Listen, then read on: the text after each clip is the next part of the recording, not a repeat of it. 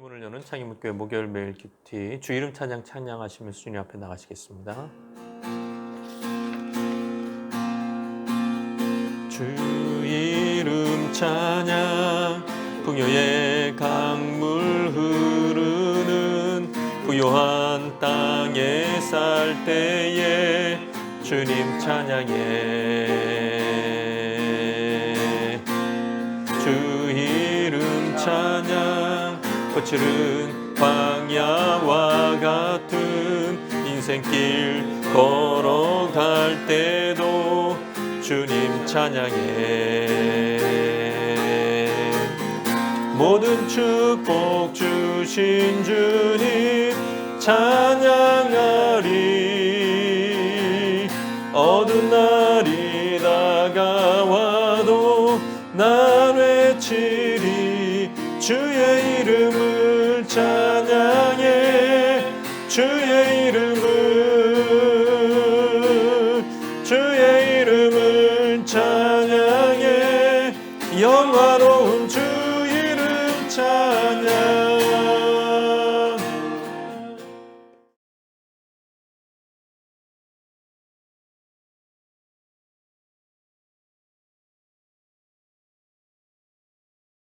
제9편 다윗의 시.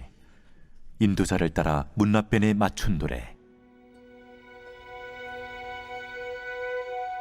내가 전심으로 여호와께 감사하오며 주의 모든 기이한 일들을 전하리이다. 내가 주를 기뻐하고 즐거워하며 지존하신 주의 이름을 찬송하리니 내 원수들이 물러갈 때 주 앞에서 넘어져 망함이니이다. 주께서 나의 의와 송사를 변호하셨으며 보좌에 앉으사 의롭게 심판하셨나이다. 이방 나라들을 책망하시고 악인을 멸하시며 그들의 이름을 영원히 지우셨나이다. 원수가 끊어져 영원히 멸망하여 싸우니 주께서 무너뜨린 성읍들을 기억할 수 없나이다. 여호와께서 영원히 앉으시며 심판을 위하여 보좌를 준비하셨도다. 공의로 세계를 심판하시며 정직으로 만민에게 판결을 내리시리로다. 여호와는 압제를 당하는 자의 요새이시오 환난 때의 요새이시로다. 여호와여, 주의 이름을 아는 자는 주를 의지하오리니 이는 주를 찾는 자들을 버리지 아니하심이니이다. 너희는 시온에 계신 여호와를 찬송하며 그의 행사를 백성 중에 선포할지어다.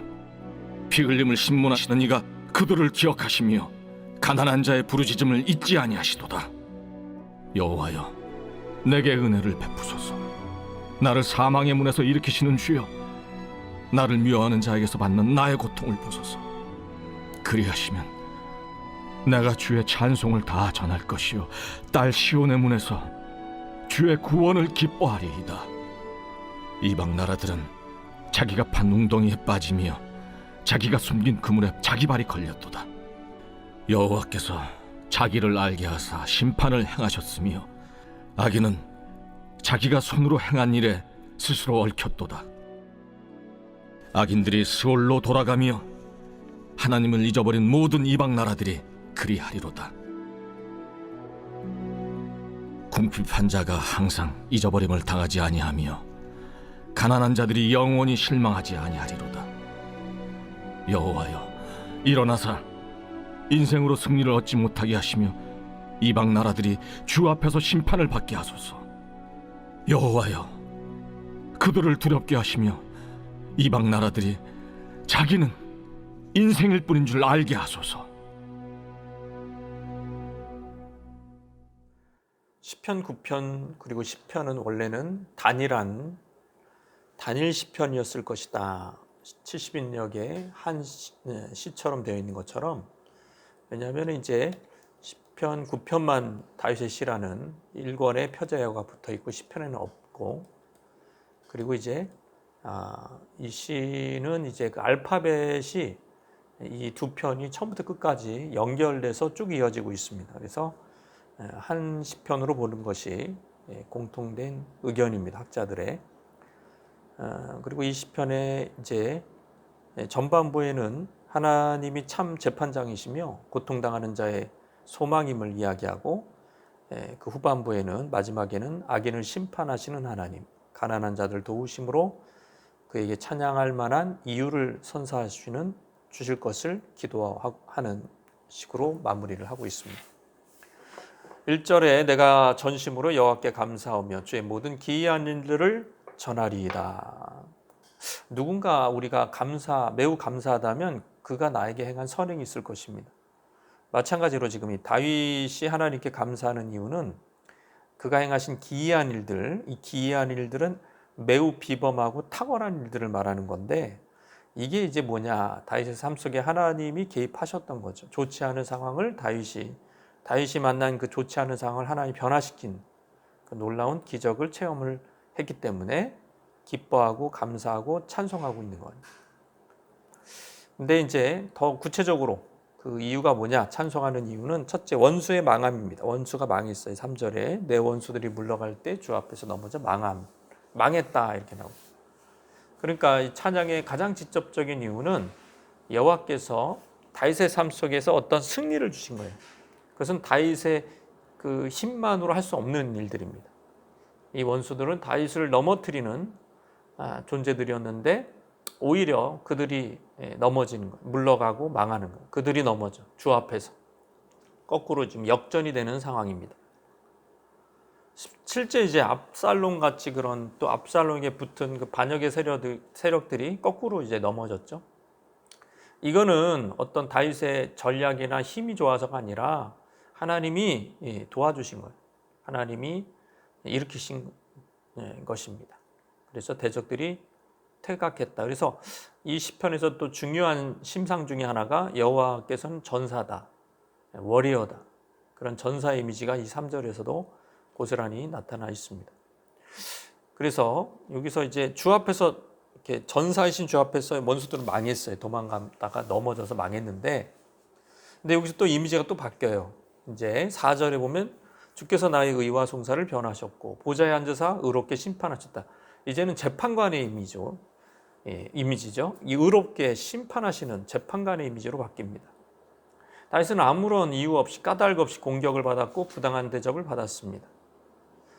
그러나 여호와께서 이때 다윗의 변호자와 재판관으로 등장하십니다. 이게 얼마나 의인한테는 의로운 재판관, 공의로운 재판관, 정직한 재판관이 있다는 게 얼마나 위안이 됩니까? 상황을 바로잡아주는 재판관. 그분이 이렇게 잠시 있다가 임시직이 아니에요. 영원히 계시는 분. 영원히 재판관이시다. 그리고 또 하나는 5절에 보시면 이 재판관이 그냥 보통 재판관이 아닙니다. 솔로몬처럼 왕 제사장, 왕 재판관이에요. 그러니까 이방 나라들을 책망하시고 악인들을 멸하시며 그들의 이름 영원히 지우셨나이다. 그러니까 이게 왕 재판관입니다. 솔로몬처럼 책망하시고 멸하시고 지우셨다. 행동과 현재 완료형으로 그 행동이 계속된다는 그 결과를 강조하고 있습니다. 하나님은 전 세계를 다스리는 의로운 왕으로서 심판자이시다. 심판은요, 힘이 있어야 돼요. 지금처럼 법 체계로 권세가 주어지든지 과거의 왕처럼 재판도 같이 함께 하든지. 그러니까 로마 황제가 재판권 다 가지고 있었죠. 군사권 다 가지고 있었죠. 그런 것처럼 지금 이 하나님도 악인을 재판할 뿐만 아니라 직접 이제 처벌까지 같이 해버리셔요. 이게 없으면 위험하죠, 좀 이렇게 법이 온전하지 못한 나라에서는 재판관들이 똑바로 판결을 내려 자기도 이제 해를 당할 수 있습니다.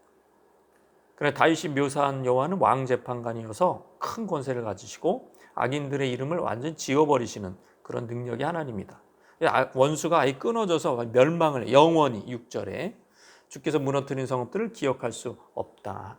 주께서 심판하셔서 원수들의 성읍을 다 무너뜨려 주셨고 그 성읍을 기억하는 사람도 없다. 그 원수를 기억하는 사람도 없다. 그래서 영원한 통치입니다. 임시직이 아니에요. 7절에 보시면 영원히 앉으시며 심판의 보좌를 준비하셨도다. 영원히 보좌에 앉으셔서 영원히 심판하시 공의와 공의로 세계를 심판하니 온 땅과 온 세계 온 만민을 공의와 정직으로 판결하신다 이거죠. 임시직이 아니라 영원히. 그래서 이거는 뭐냐? 이런 심판을 얘기할 때 아니 종말론적이겠지. 그 심판이 마지막 때 예수님 오실 때 일어나겠지 최종적으로. 근데 여기서 다윗이 말하는 심판은 현재 우리의 삶 속에서 일어나는 하나님의 심판을 얘기하고 있는 것입니다. 그래서 지금도 여호와는 우리의 기도와 의인의 탄원을 통해서 압제당하는 자의 요새시고 환난 때의 요새시다. 피난처입니다. 이게 요 의미가 스트롱홀드, 리퓨지, 산성 또는 피난처라고 번역이 되어 있는데 굉장히 여기만 들어가면 안전한 거죠. 압제당하는 자가 어디에 기댈 언덕이 어디 있겠습니까? 자기들을 누가 보호해 주겠습니까? 여호와가 요새시고 환난 때의 피난처시다. 특별히 누가 여호와를 그렇게 의지하고 압제당한다고 해서 다 여호와가 이렇게 요새가 되는 건 아니에요. 여호와를 의지해야 되는. 누가 의지하냐면 90절에 보면 주의 이름을 아는 자, 주를 찾는 자, 이런 사람이 여호와를 요새 삼는 겁니다. 그러니까 이름을 아는 자들은 여호와가 어떤 분인지 이해하고 보호하고 그분이 공급해 주신다는 그것을 체험적으로 아는 거죠. 믿음으로 체험을 한 사람들. 결코 주를 찾는 자들을 실망시키지 않는다는 것을 경험적으로 알고 있는 자들이기 때문에 환난 중에서도 그냥 환난을 당해서 뭐 아파 또는 어디 뭐 가난해졌어. 뭐 그걸 묵상하느라고 고통에서 주저앉을 수밖에 없는데 그렇게만 하지 않고 여호와를 의지하고 기도하고 그렇다는 거죠. 그랬을 때 하나님은 왕, 전사, 심판자 그것으로서 하나님을 아는 자에게 하나님이 나타나신다. 피 흘림을 신문하시니라 그래. 신문하시느니 신문자십니다. 원수를 보복하기 위해서 피 흘린 자. 네가 피 흘렸지.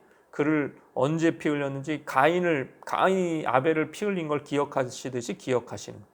그 가난한 자들의 그 탄원 소리를 반드시 기억하고 있다. 가난한 자들의 그 연약한 자들의 무기, 의인이지만 고난당하는 자들의 무기는 뭐냐면 탄원입니다. 하나님 앞에 기도하는 거죠. 최고의 그러니까 뭐 대법까지 가잖아요. 억울하면. 그러니까 우리는 하나님께 가는 거예요. 하나님. 최고 위에 계시는 심판자한테 가면 다른 그 하급심에서는 뭐 뇌물도 받고 뭐가 편파 판정도 하고 또 모질라 가지고 이렇게 지혜롭지 못해서 잘못된 판결을 내릴 수 있는데 하나님은 다 그 부분에 대해서 깔끔하게 해결해 주신다. 여호와여 내게 은혜를 베푸소서. 나를 사망의 문에서 일으키시는 주여, 나를 미워하는 자의 받는 나의 고통을 보소서. 그러니까 원수들이 사망의 문으로 이 다윗을 끌고 간 거예요. 사망으로 들어가는 입구로 끌고 간 거예요. 문이 달려 있어요. 근데 이제 다윗은 기도하기를 나를 예루살렘에 있는 시온산에 있는 그 하나님의 성전의 문으로 옮겨달라고 기도하고 있어요. 얼마나 이게 이미지가 참 극적입니까? 지금 사망의 문에 있어요. 금방 이제 죽기 직전이야 지금. 근데 나를 구원해 주시면 성소의 문에서 옮겨 주시면 거기서 내가 찬양할 것이라고 그렇게 기도하고 있는 거예요. 그리고 이제 15절 16절에는 이방 나라들 악인들은 자기가 판 웅덩이 자기가 빠지고 자업자득하게 해달라. 자기가 숨긴 구물에 자기 발이 걸리게, 자기 께 자기가 빠지게. 그런 여호와의 심판은 그거예요. 열심히 자기 손으로 행한 그것이 스스로 얽히게, 악한 행동이 가해자의 머리로 돌아가게, 이런 식으로 기도를 했어요. 그게 이제 아주 우리가 해야 될, 모르드게를 달려고 했죠. 하만이. 모르드게가 죽은 게 아니라 하만이 죽었어요. 이런 기도를 해야 됩니다. 그래서 악인들은 그렇게.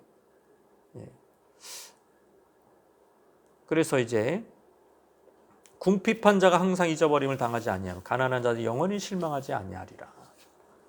그러니까 이 궁핍하다는 것은 이제 고난당하는 자들과 동의어입니다. 이 용어가 단지 돈이 없는 자를 얘기하는 게 아니라 악인에 의해서 부당한 고난을 받고 있는 거예요. 그런 의로운 종들은 영원한 재판관이신 하나님을 의지하고 그분의 의로운 판결을 신뢰하면서 기대하면서 탄원기도 해야 된다. 뭐 탄원서도 올리고 그러잖아요. 지금도 재판에 그런 것처럼 여호와께서 신원해 주실 그거를 기대를 해야 된다. 결코 실망시키지 않게 하고 악인들은 수월에 지옥으로 들어가게 하시는 분이시다. 그래서 계속해서 9편 10편에서 아주 중요한 말이죠. 여호와 일어나사 여호와여 일어나사 이런 말이 계속 나와요. 인생으로 승리를 얻게 하지 못하죠. 겨우 하나님도 아니고 신도 아니고 인생 주제, 그런 인생밖에 안 되는 그런 인간들이 승리를 얻지 못하게 해달라. 이방 나라들이 주 앞에서 심판을 받게 해달라. 이게 이제 이런 원수가 이 상황에서 보면 이제 9편, 10편에서는 이제 이방 나라들의 압제? 그렇게 볼 수가 있는 거예요. 그 내부적인 어떤 압제라기보다는 더 큰 이방 나라들에 의해서 수탈도 당하고 조세도 뭐 이렇게 공세도 바쳐야 되고 뭐가 이제 고통스러운 일을 많이 겪는 거죠. 여호와여 그들을 두렵게 하시며 이방 나라들이 자기는 인생뿐인 줄 알게 하소서. 여호와가 무서우신 분이다. 자기는 한낱 인생이구나. 흙으로 돌아가는 인생일 뿐이구나. 그거를 알게 해달라. 이 구체적인 기도를 한번 생각하면서 주님 앞에 나가시겠습니다.